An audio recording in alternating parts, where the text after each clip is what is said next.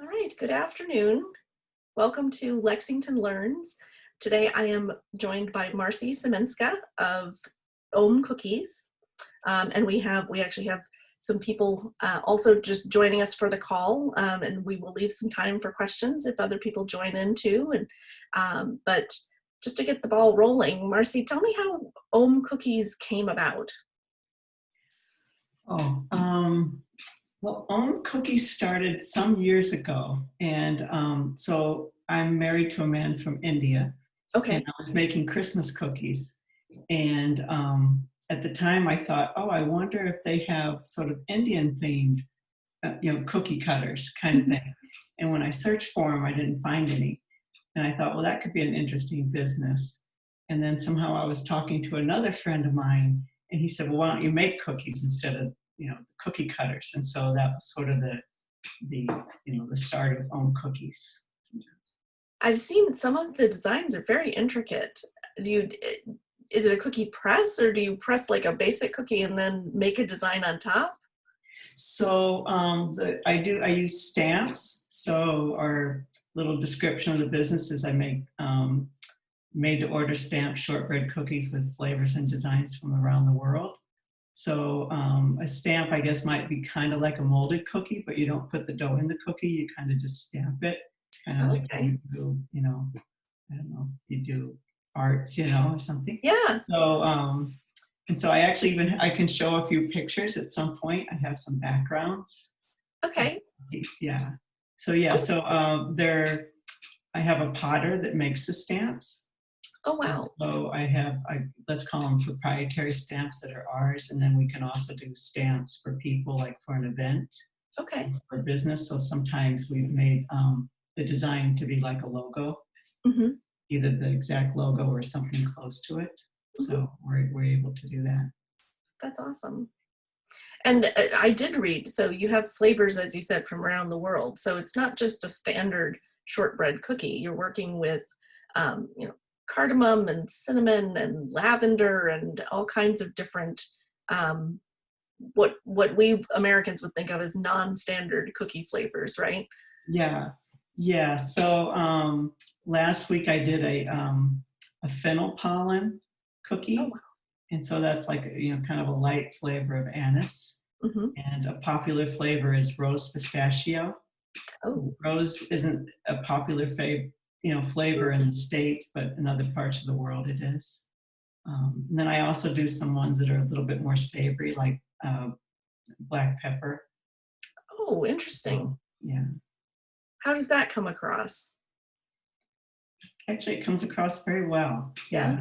So I add just a little salt and then the pepper to the dough. So it's essentially there's a standard recipe, but it's very adaptable to adding flavors to it. Right.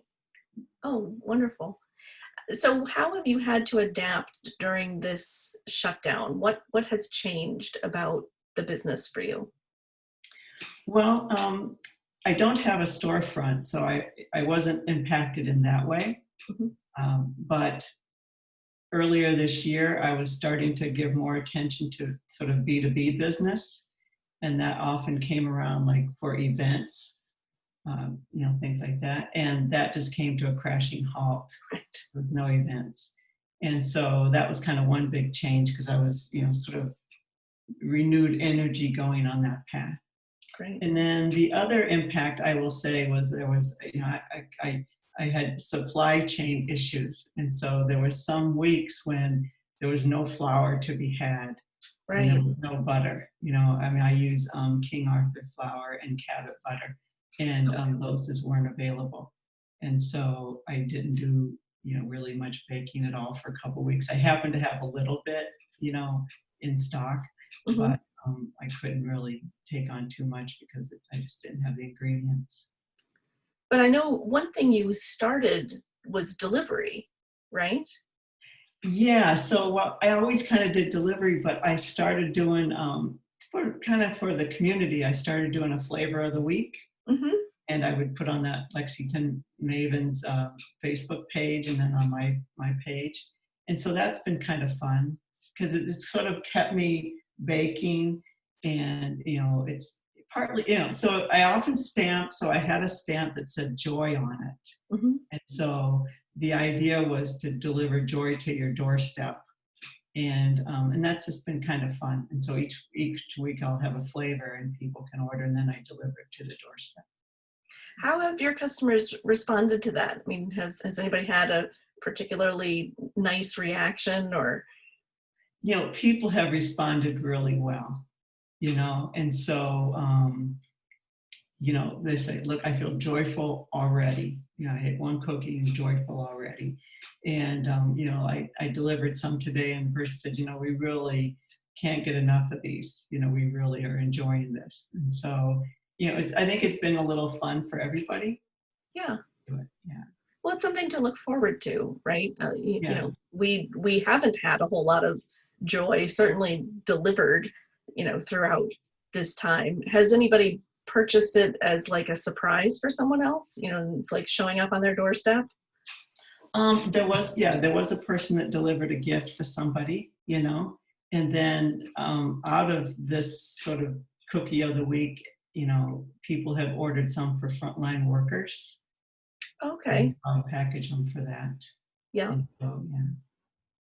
And so did you have to adjust packaging or anything like that? Like when you're donating it to frontline workers, are there special procedures or anything like that for giving food to first responders?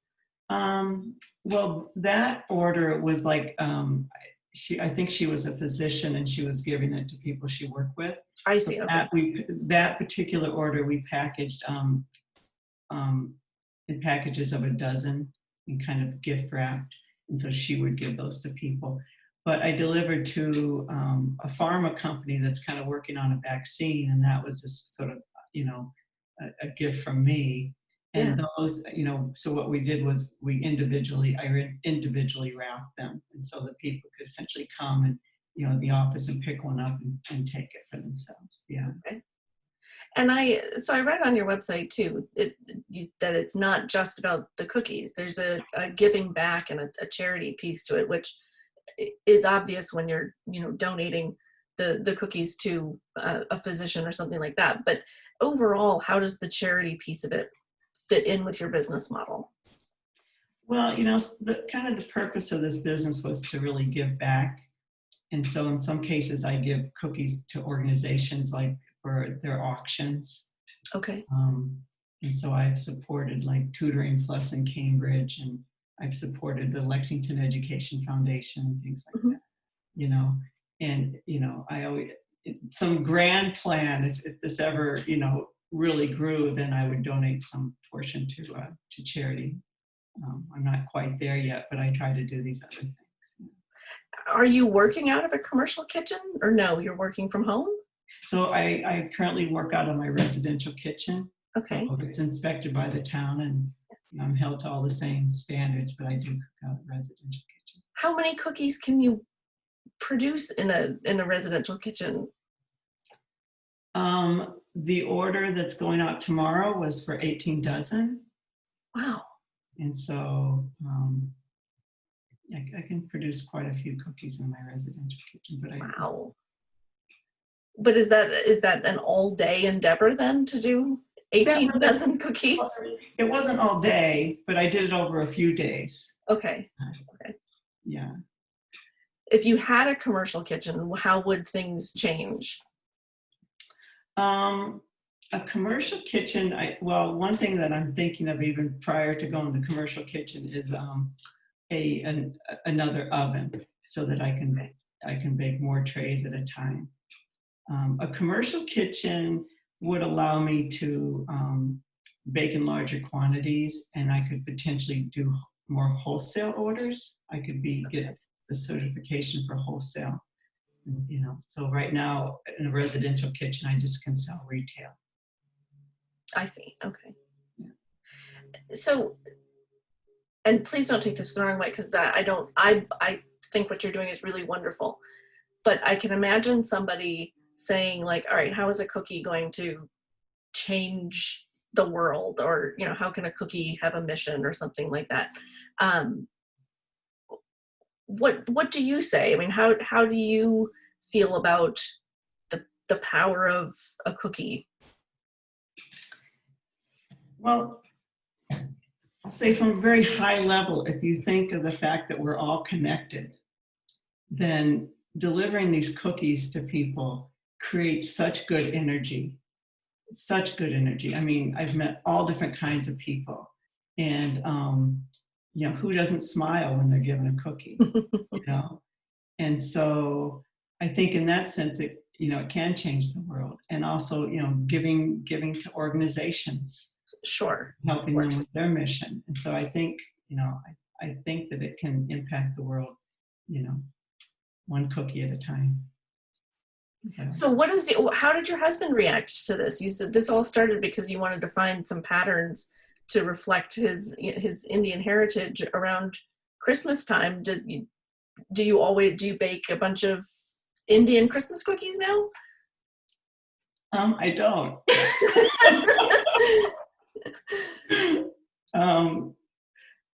Does he test recipes for you at least? Oh, he definitely is willing to test the cookies, He's definitely willing to do that. Yeah. Yeah. And I have given the cookies to Indian organizations. Okay.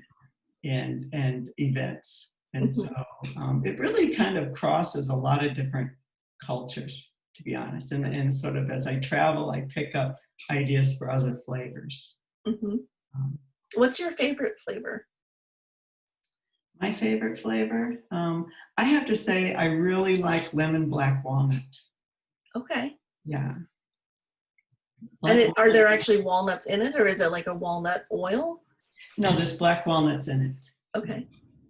Yeah, but to me, I grew up with black walnuts. Mm-hmm. I think it's a really different flavor, and somehow I really like that flavor. Yeah. Another favorite flavor is the rose pistachio. A lot of people like that flavor. And what's your favorite design that you've done? Well, I have one that's from more of a commercial cookie stamp company. It's a lotus, and that's a really pretty stamp. Oh, nice. You said you had pictures. Do you want to show? I don't have a picture of that one, but the joy one. Yeah. My stamp. I can show you that one. Yeah, please. And so I'll show you a couple. Let's see.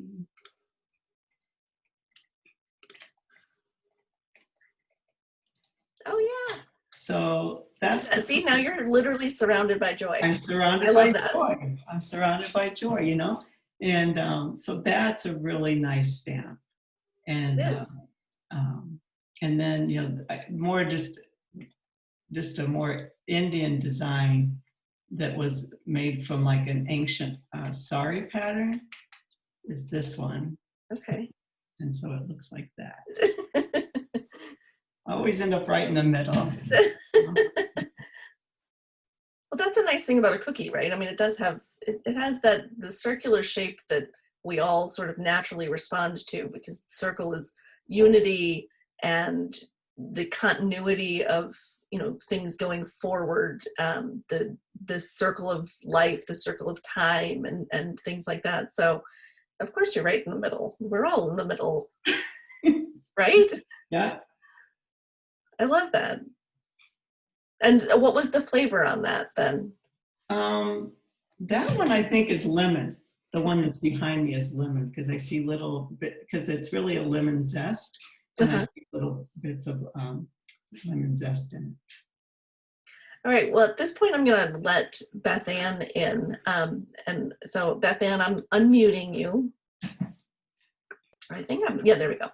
And so before you joined Beth Ann, Marci said that, well, first of all, the two of you are friends, but she said you have a long history in food as well. So how do you connect to Ohm Cookies?